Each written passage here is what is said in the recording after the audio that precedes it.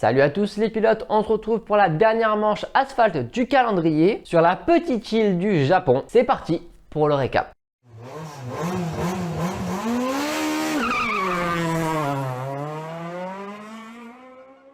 Pour commencer, je vais vous parler un petit peu des WRC3 qu'il y a à peu près sur chaque manche et j'ai tendance à pas trop parler. Le français Rossi Giovanni était présent sur ce rallye. En marge du Critérium de Seven, j'en ai profité pour lui poser la question comment il appréhendait le Japon.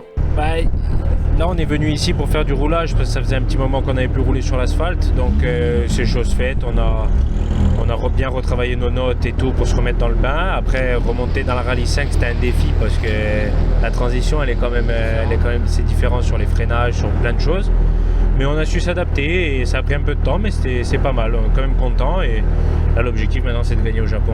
Giovanni a rapidement pris la tête du rallye et s'est construit une large avance. Il a pu réussir l'objectif qui s'était imposé, gagner au Japon. On passe maintenant au WRC2. Jeudi soir, Kajon prend la tête du rallye 1 dixième face à Griazin dans la super spéciale. Vendredi, Kajon continue d'augmenter son rythme devant Griazin, suit Solans juste derrière, Greensmith et Yamamoto. Griazin sort la grosse attaque dans la 4, il passe leader pour 9 dixièmes. Mais Kajon se reprend et à la fin de la journée, Kajon est en tête avec 12 secondes 1 d'avance sur Griazin. On se dirige vers une bataille Skoda avec Griazin et Greensmith face à Toyota avec Solans et Kajon. Samedi, d'emblée, on perd Greensmith sur casse de frein. Griazin réduit les écarts, mais malheureusement Kajon est largement supérieur sur ce rallye. Il se crée une bonne avance tandis que Yamamoto abandonne. Kovalainen, ancien vainqueur de F1, prend la 4e place sous pression de Dominguez. Kajon termine la journée en tête avec 26 secondes d'avance sur Griazin.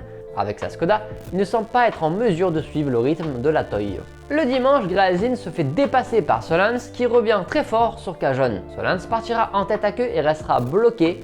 Il perd du coup la seconde place. Kajon s'impose sur ce rallye maîtrisé de bout en bout devant Griazin, 3e Solans, 4e Kovalainen et 5 Arai.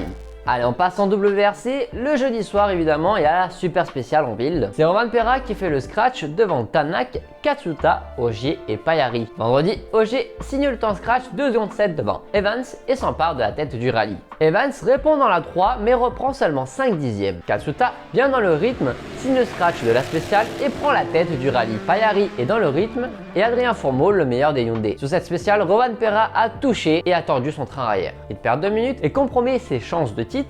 Il va falloir réparer et viser les points du dimanche. Magalin tape assez violemment, c'est la fin du rallye pour lui. L'équipage va bien, ils sont quand même allés à l'hôpital pour des contrôles de sécurité.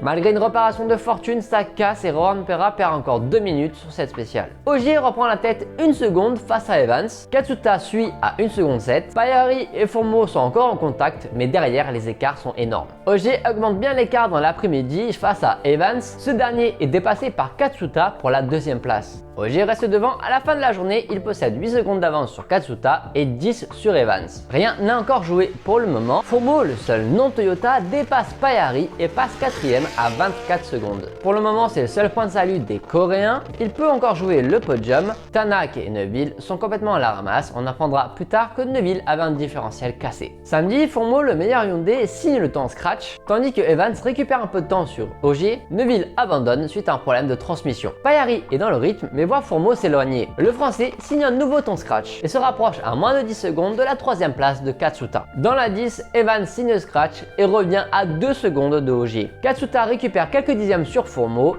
mais au général, Fourmeau n'est plus qu'à 14 secondes de la première place. Derrière, rien ne bouge pour Tanak et Paillari. Rovanperä attaque sa remontée dans le top 10. Evans réduit l'écart à 1 seconde 4. Katsuta tape une chicane, ce qui lui fait perdre la direction assistée et évidemment il glisse dans le classement. Fourmeau passe 3e. Ogier répond fortement à Evans et reprend 3 secondes 5 en 2 spéciales. Pour terminer la journée dans la super spéciale de Toyota City, il augmente encore son avance face à Evans. Désormais, il compte 6 secondes 5 d'avance avant le dimanche, dont la pluie est annoncée et pourrait tout faire changer. Dimanche, la pluie est bel et bien de la partie, les conditions sont très compliquées. Et la première surprise est l'erreur de Fourmeau qui sort d'un gauche trop vite et arrache une partie de sa Hyundai. La porte restera malheureusement sur place et c'est ce qui va le contraindre à l'abandon.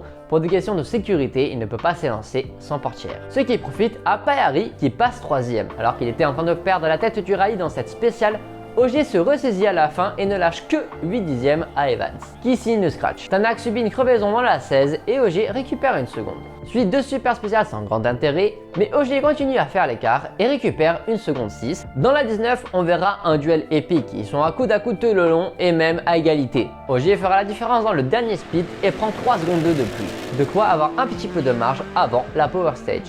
Et là aussi la bataille est intense, il aura fallu attendre le dernier split pour savoir qui remporte cette power stage et ça sera Ogier pour un petit dixième face à Evans. Ça sera donc la 67e victoire de Ogier qui fait carton plein sur ce rallye puisqu'il remporte également le super diamant. Paris 3e signe son premier podium. Priam Tanak est la seule Hyundai rescapée. D'ailleurs ils ont trouvé un problème sur la voiture le dimanche matin. 5e Munster aura résisté au retour de Rovanperä. C'est vraiment dommage pour Adrien Fourmeau qui avait une belle performance sur ce week-end. Evans reste en tête avec 3 points d'avance sur Ogier. Rovanperä, lui, n'a plus son destin entre ses mains. Evans ouvrira la route donc au prochain rallye en Arabie Saoudite, poursuivi par Ogier. Avec 3 points d'écart, nul doute, celui qui finit devant sera titré champion du monde. La première pour Elfyn Evans ou la 9e pour Sébastien Ogier. Le final du WRC se déroulera du 26 au 29 novembre. Quant à nous, on se retrouve le 3 décembre. À bientôt les pilotes!